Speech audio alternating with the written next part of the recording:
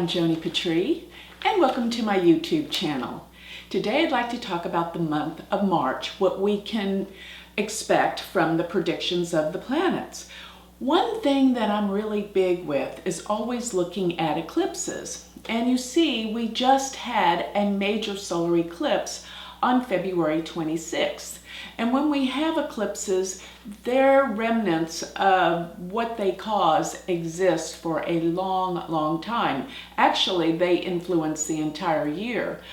But for about 2 weeks before and 2 weeks after eclipses, they really cause havoc and chaos in the world.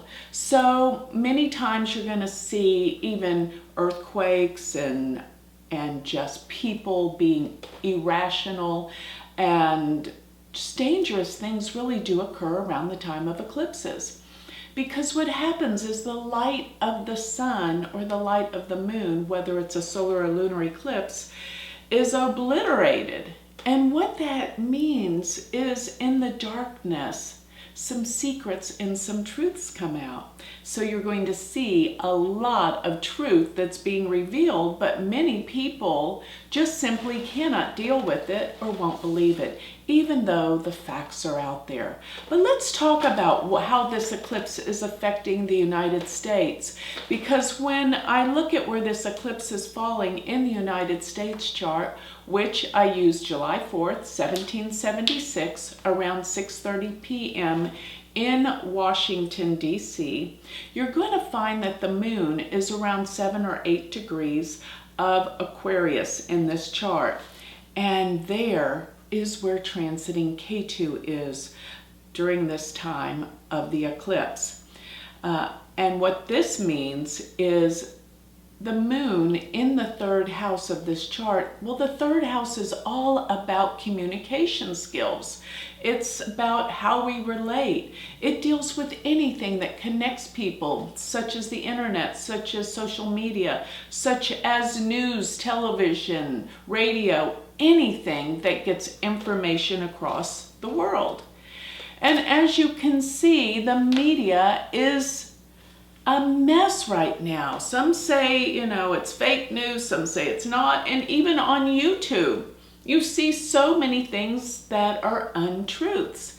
So we have to be very discerning, but during this time, with Ketu on the moon, it represents there's some type of loss going on, because Ketu is where something's missing, where there's a loss.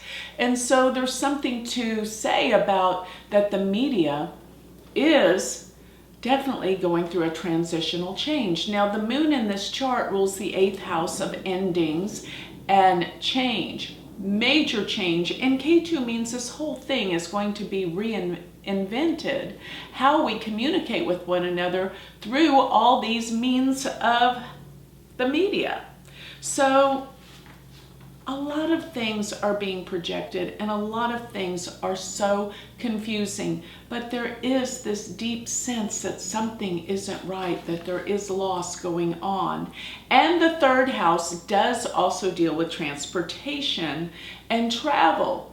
So there could be some event concerning travel that has things in an uproar or confused, and maybe even an event concerning a loss with some kind of trains, airplanes, or things of this nature. Watch how this transpires during this time.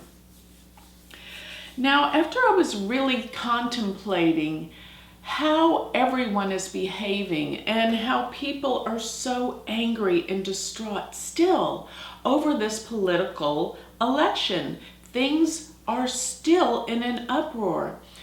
It made me think about some ways of healing, because really, when we consider this moon in the United States chart being in the sign of Aquarius, Aquarius does have specific meanings around healing of humanity. And so what I thought about is all these stages, and sometimes when anyone goes through a major crisis in their life, it is very reminiscent of something that I used to consider. It's Elizabeth Kubler-Ross's 5 stages of dying and death. But This can be applied to any big event in your life that causes radical change. And you see the world has been going through so much change right now that I felt like these stages were very much reminiscent of this whole pattern and what the world is going through, or at least what the United States is going through with this most recent political event. And really, it's going on all over the world. I've checked in with people from Germany, from France, from Turkey. Everywhere, people are going through something similar. It's not just here in the United States. And this is a time when people are so uncertain. So they're going through these 5 stages that are reminiscent to Elizabeth Kubler-Ross's 5 steps of death and dying. So this whole event, consider this. Here are the 5 stages. And I think that we're probably, for the most part, the people that are still, in the media, in the news, that can't accept this new precedent that they're going through these stages. Let me describe these stages. The first one is denial. So when someone finds out that they have a terminal disease, the first thing they do is they say, "Not me. No, this can't be happening. This is not reality." So the first reaction is simply denial. And look across the board when we're talking about the emotional upheaval that's going on in the world right now. First, there's denial. The second stage is anger. So what do we do when we come to terms like you have this terminal disease and you're facing your mortality? Then you get angry. Why me? Why does this happen to me?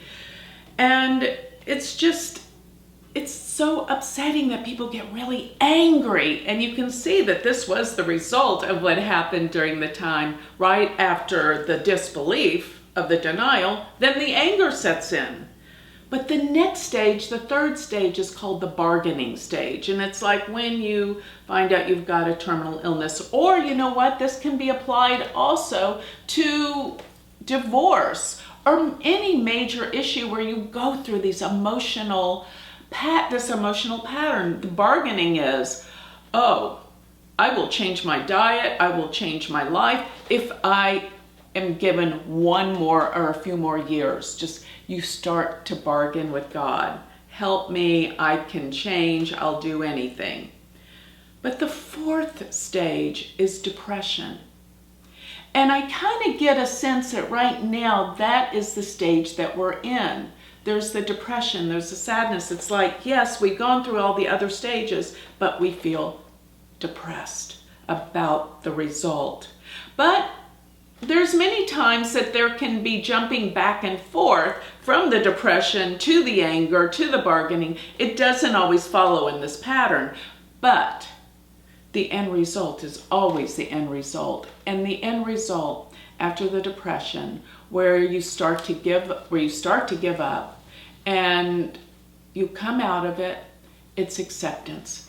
And acceptance is the key to healing of any kind in the world. Because when you come to the point of acceptance, you realize, well, maybe I don't have as much time left, so let me make the best of it, because this is the reality.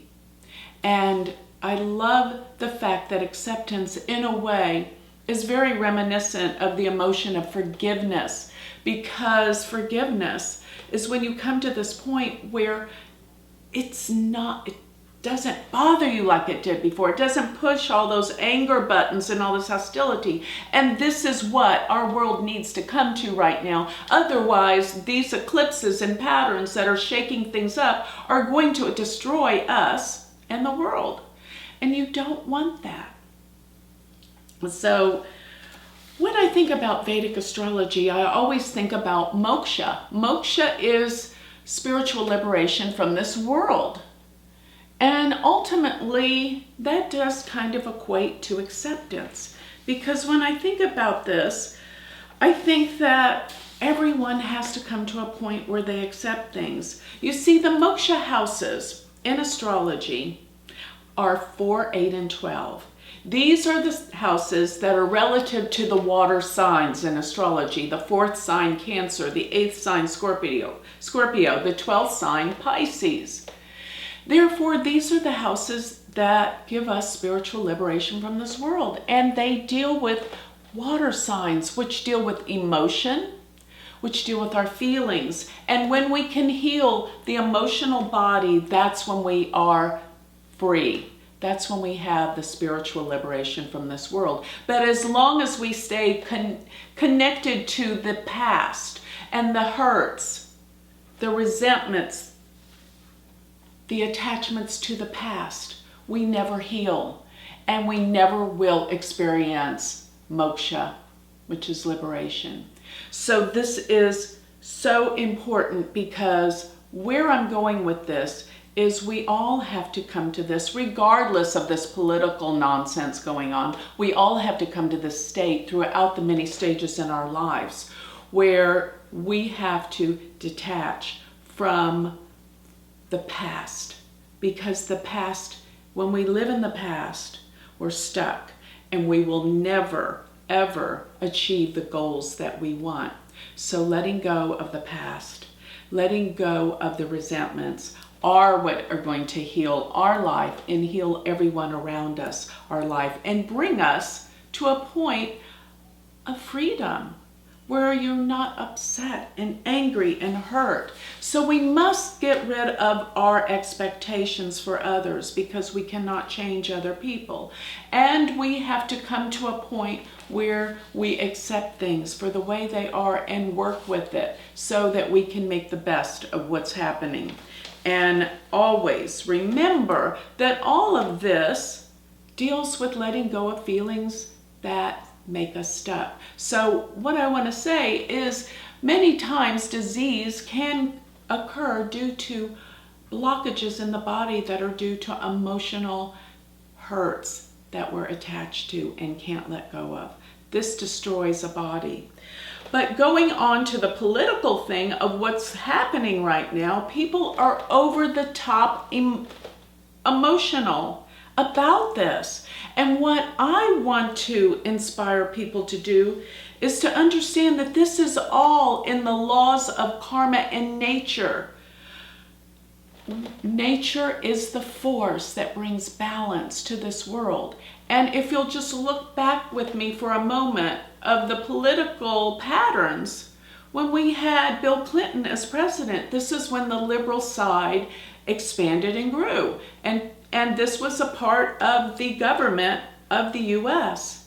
But after that, George W. Bush came in. So it went back to the conservative ways. And after 8 years of that, people were ready for the liberal ways again. So then we had 8 years of Obama. So now it only goes to show that in the pendulum of balance, it's time to swing back. All over the world, people are reverting more to conservative ways, because the pendulum of balance was way out on the other side. Now it swings back. And that's simply the law of balance, bringing things into balance. And you have to accept the way this law of nature to bring balance is occurring, and it's happening. So I also want you to know that this eclipse that has just occurred has brought all of these emotions and things to the surface. It's a crisis point, and we all have to come to understand how human behavior evolves and how we must accept these things.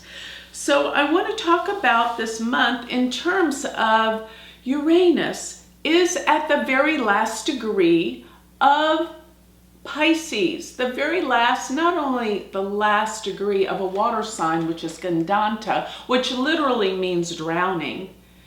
It also deals with specifically the last degree of the zodiac, so endings of a major source and big revolutionary change with the emotions, with water. There will be floods during this month. There will be extreme weather. There will be all sorts of changes with the earth that will deal with flooding, because this is what Gandanta about. And Pisces are the oceans, the seas.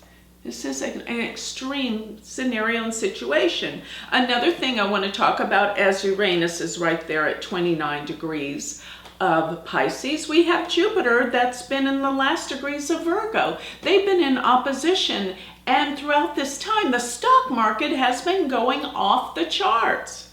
Record highs. Why?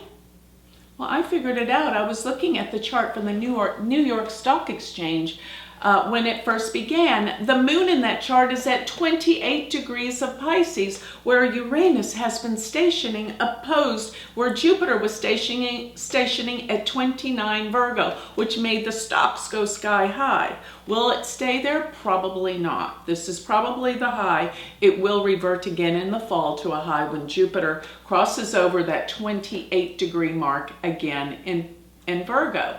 But I also see that there's major events with healings, with disease, and the way that medical, with insurances will all shift and change this year due to this opposition. Because remember, Jupiter's in the sign of Virgo, which deals with healing, with health. And all aspects of this, whether it deals with the doctors, whether it deals with the insurance companies and disease, all of this is coming to a head, and there's major change for the positive. Why? Because Jupiter has been cycling through on the fixed star that deals with major positive change, Spica. 29 degrees of Virgo, 0 degrees of Libra. And always remember, I am talking about the sidereal zodiac. I'm not talking Western astrology. So this is the sidereal zodiac used in Vedic astrology. Another thing that we have going on this month of March is Venus is retrograde. And Venus will be retrograde around March 3rd through April 15th. And it is in the sign of Pisces, which is its exaltation sign, which is fabulous. But when a planet goes retrograde and it's exalted, it begins to act like a debilitated planet. So in that window of time around March 3rd through April 15th, you're going to see things drop probably somewhat in the stock market, because Venus does deal with luxuries and beauty. But I suspect the stock market's going to be up and down throughout this year. But watch where things will change. Another thing is that Venus deals with relationships and love and romance. Therefore, for many of you, you're going to find that possibility of an old love will reemerge. And even if they don't in the physical, you will be reminiscing about old loves, experiences, good memories from the past dealing with romance, with people that you had an affinity or love or relationship with before.